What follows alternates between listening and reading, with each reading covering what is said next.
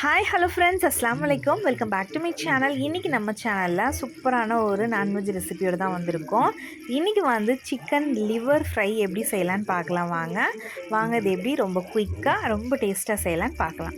அதுக்கு ஒரு பேன் எடுத்துக்கிட்டு தேவையான அளவு ஆயில் ஆட் பண்ணிக்கலாம். நான் ஒரு 4லேருந்து 5 டீஸ்பூன் ஆயில் ஆட் பண்ணிக்கிறேன். ஆயில் ஹீட் ஆன உடனே 1/4 டீஸ்பூன் சோம்பு ஆட் பண்ணிக்கலாம். 2 பெரிய வெங்காயம் இந்த மாதிரி கட் பண்ணியிருக்கேன், இதையும் ஆட் பண்ணிக்கிறேன். இது நல்லா வதக்கி விட்டுறலாம். வெங்காயம் நல்லா பொன்னிறமாக வதங்கி வரட்டும். இந்த அளவுக்கு நல்லா வதங்கினதுக்கப்புறம் 2 டீஸ்பூன் பார்த்திங்கன்னா இஞ்சி பூண்டு விழுது ஆட் பண்ணிக்கலாம்.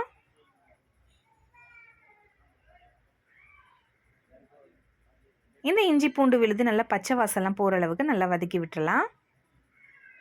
இந்த லிவர் ஃப்ரை பார்த்திங்கன்னா சாம்பார் சாதம், ரச சாதம் இதுக்கு எல்லாமே சைடிஷாக ரொம்ப டேஸ்ட்டாக இருக்கும். நான் வந்து தோசைக்கு தான் செஞ்சுருந்தேன்.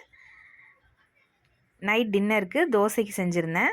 அதுக்கப்புறம் பார்த்திங்கன்னா 2 தக்காளி பழம் இந்தளவுக்கு கட் பண்ணி வச்சுருந்தேன் குட்டி குட்டியாக. அதையும் இதோட சேர்த்து நல்லா வதக்கி விட்டுறலாம்.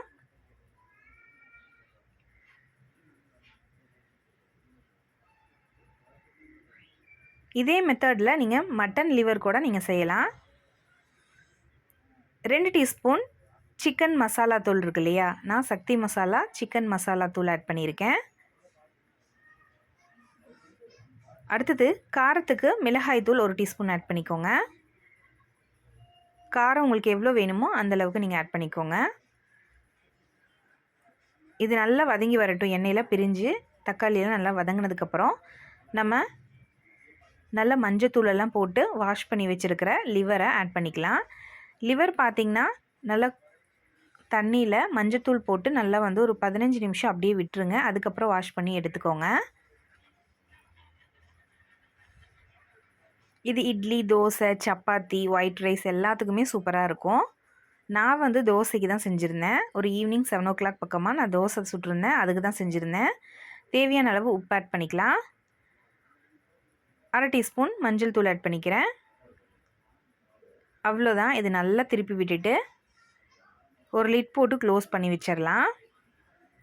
இந்த மசாலாலாம் இதில் நல்லா இறங்கி உங்களுக்கு வந்து தண்ணி வந்து இதுலேயே நல்லா பிரியும். தண்ணி எதுவும் சேர்த்த வேண்டாம். அவ்வளோதான். இந்த மசாலாலாம் நல்லா படுற மாதிரி நீங்கள் நல்லா வந்து திருப்பி விட்டுட்டு ஒரு லிட் போட்டு இதை வந்து சிம்மில் வச்சு நல்லா க்ளோஸ் பண்ணி வச்சிடலாம்.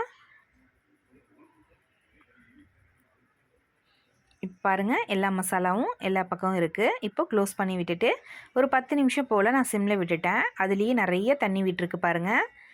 நம்ம லிவர் சேர்த்தும் போது சாஃப்டாக இருந்தது இல்லையா, இப்போ பாருங்கள் கொஞ்சம் வந்து உங்களுக்கு அதுவே உப்பி வந்திருக்கும், கெட்டியாக ஆயிரும். அதாவது எப்பயுமே வந்து கோழி ஈரல் பார்த்திங்கன்னா உங்களுக்கு நல்லா சாஃப்டாக இருக்கும். அது தண்ணி விட்டோடனே நல்லா வேக வச்சோடனே கொஞ்சம் வந்து உங்களுக்கு நல்லா கெட்டியாகவே ஆயிரும், தண்ணியெல்லாம் நல்லா உறிஞ்சி.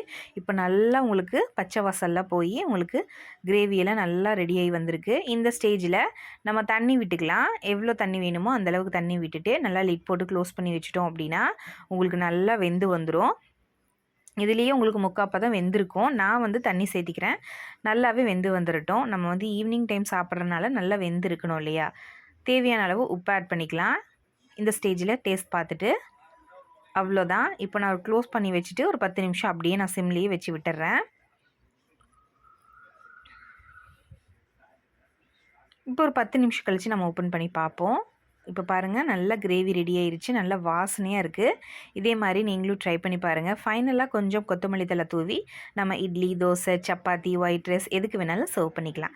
கண்டிப்பாக இதே மாதிரி நீங்களும் செஞ்சு பார்த்துட்டு உங்களோட ஃபீட்பேக்கை மறக்காமல் என்னோடய கமெண்ட் பாக்ஸ்க்கு ஷேர் பண்ணுங்கள்.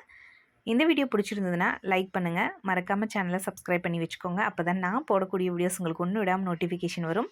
நீங்களும் என்னோடய வீடியோஸை தவறாமல் பார்க்கலாம். தேங்க்ஸ் ஃபார் வாட்சிங்.